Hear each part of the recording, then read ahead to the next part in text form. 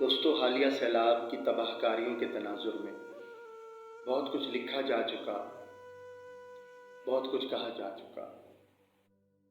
بدقسمتی سے ہم ریئیکٹیو اپروچ کے ماننے والے ہیں کہ جب مصیبت یا سانحہ رونما ہوگا تب دیکھیں۔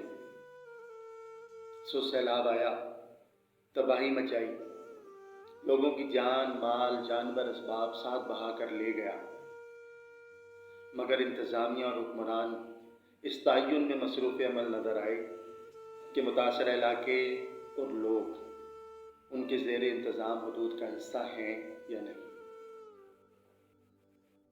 سیلاب چلا جائے گا، بستیاں پھر آباد ہو جائیں گی،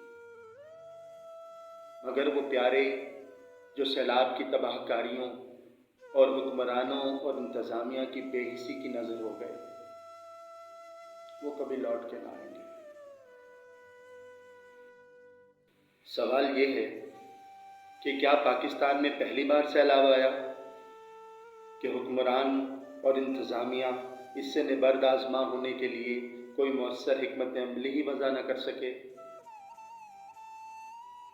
جواب یہ ہے کہ شاید ان کے منشور اور ترجیحات میں عوام کی جان و مال کی حفاظت شامل ہی نہیں۔ دوستو، سیلاب آتے رہیں گے، تباہی پھیلتی رہے گی، ہمارے پیارے یوں ہی راہ عدم کے مسافر بنتے رہیں گے، اور حکمرانوں کے محلات سے صدائیں گونجتی رہیں گی۔ جاگتے رہنا، ساڈے تے نہ رہنا۔ اپنا بہت خیال رکھیے۔